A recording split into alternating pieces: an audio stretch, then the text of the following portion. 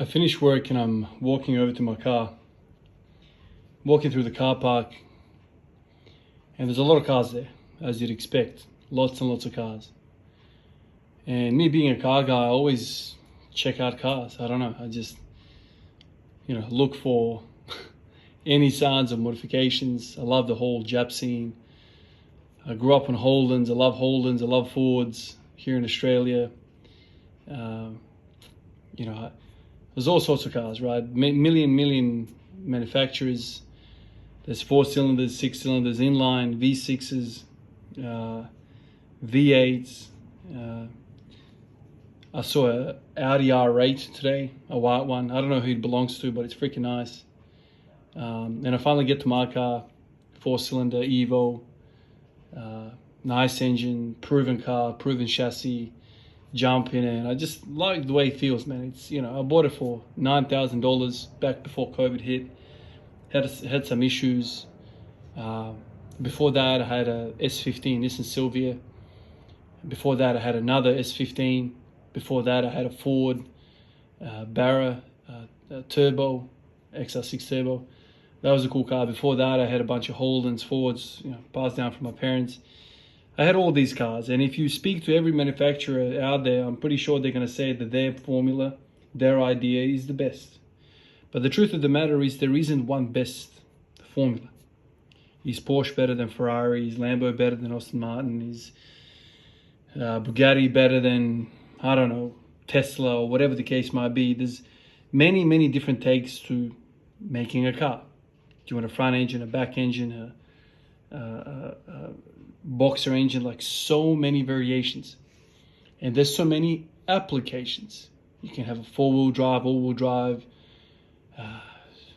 list goes on and on. The point is, there's a lot of variation out there because there's a lot of different things to do with a car. In the same token, there's many different ways to approach getting stronger, and you'll be surprised how little carryover there is between one thing and another. Strength is very specific. It's very specific. I'm stronger now in the gym, right? I'm stronger. I can move a lot more weight than I could when I played basketball. But you put me on a basketball court and that strength is useless. I can't defend anymore a guy in the paint. So I'm fatigued, I'm tired. I ran up the floor 100 times, and now you want me to push a guy that's 120 kilos around. You want me to close out, not too long, not too short, but hand in his face, and then slide left, slide right, defend him, make him pass, play the split line defense, know where my man is. There's so many different things, and so when it comes to all of this, before you start building your project car, before you start building your project body, you got to work out what the hell your goal is. It all has to start with a goal. There's no point of going, okay, I'll do a bit of this, a bit of that, a bit of this, a bit of that, because then you're not going to have this specific tool for that application. I truly believe that you need to have a goal in mind. Of course, there is some spillover between different things and whatever, but there needs to be a goal. Like if you're trying to build a rally car, what sort of chassis are you going to have? How come there's no V8s when it comes to rally? What's happening there? These types of questions you have to think to yourself. You're going to be a wrestler. You can be a basketball player. You can be a soccer player. And so when it comes to these things, I know we kind of get caught up and we think about the intricacies between all these different lifts. And we laugh at people who caught a squat. That was me, definitely. Or we laugh at people who do sumo deadlift. Also, that was me. We laugh at people that do, no chest touching bench presses like this, quarter benching. We laugh at these people, but these people are training for different things. Every time you see a squat and it's not to death, he doesn't care about squatting. He wants to improve his vertical leap, or whatever the case.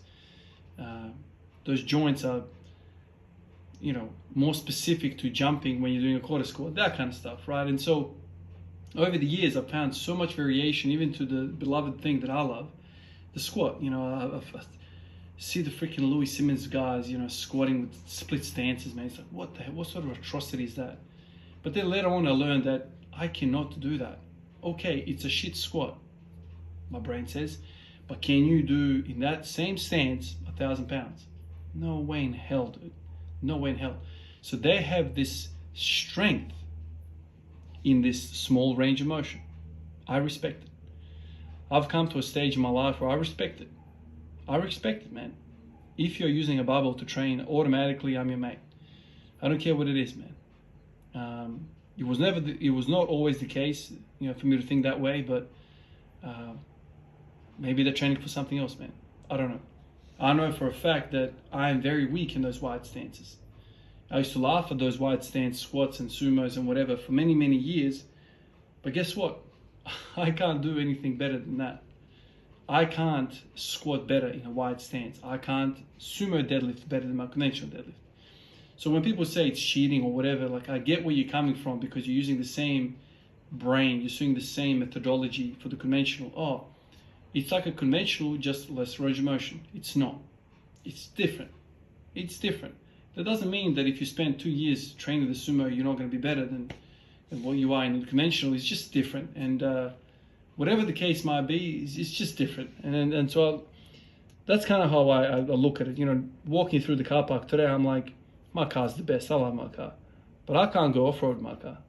It will be very, very uncomfortable. I'll probably tip it. I'll probably, not have the best time. But the car right next to me was a four-wheel drive. Four-wheel drive. Toyota. Big thing. It's like a huge freaking tank.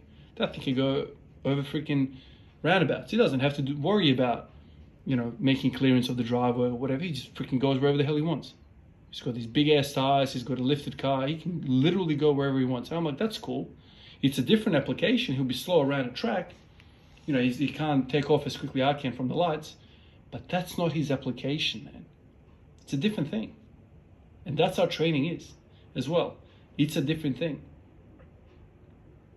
It's just completely different. He's built for a different thing. And so athletes, you're building your project. There's just so many different ways about it. And one of my favorite things is to look at different genres. Like one sport that I looked over many, many times over the years of me squatting was the sprinting world, because that I always thought was closely aligned to squatting. They have lots of power out of the hole, the digging stage, the off the block stage, big quads, big glutes, strong hip flexors. A lot of those guys have really good squats. A lot of those guys. Some cyclists have really good squats, like those velodrome cyclists. Big legs, man. I can't remember that German guy, what his name is, but this huge legs guy, like, he's got a really nice squat. And so you kind of find your way around the sporting world where you might think there could be carryover. And you go into the cycling world, like, well, that's really interesting. I wonder if that will carry over to my sport. You go over the sprinting world, that's really interesting. Can I get something from there? Then you see some of these guys that are doing calisthenics in jails. That's really interesting. There's variation. This guy's doing full depth. This is doing partial push-ups. The partial push-ups, piss off, mate. That's not proper. Wrong. What is proper? What is proper? Is my car proper and the four-wheel drive isn't proper? What are we talking about? Don't be so immature to think that partial range of motion is wrong. Don't make that mistake like me. You probably will make it. And then eventually you'll come to understanding that even that has a place. Even that has a place. Let me ask you this. How much range of motion do farmers' walks have? What about suitcase carries? Where's the range of motion in that? Oh no, but that's different. Why is it different? There is no range of motion. Simply holding an implement, holding it, walking with it, no range of motion. Except the hips, maybe some knees, ankles, whatever. Very minimal angles involved. Yet there is a plethora of people out there who swear by carrying stuff every which way.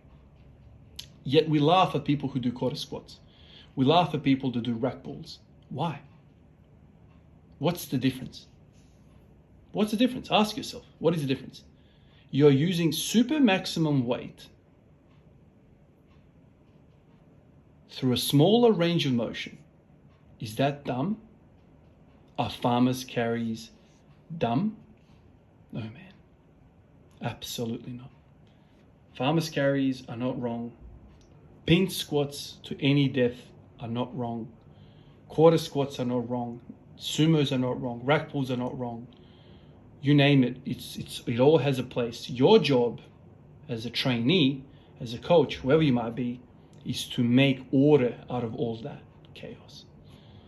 How do you do what you want to do? How do you put it all together? How do you make some sort of structure? How do you get to the application you want? That's the goal. Appreciate you guys. I'll catch you in the next one. Peace out.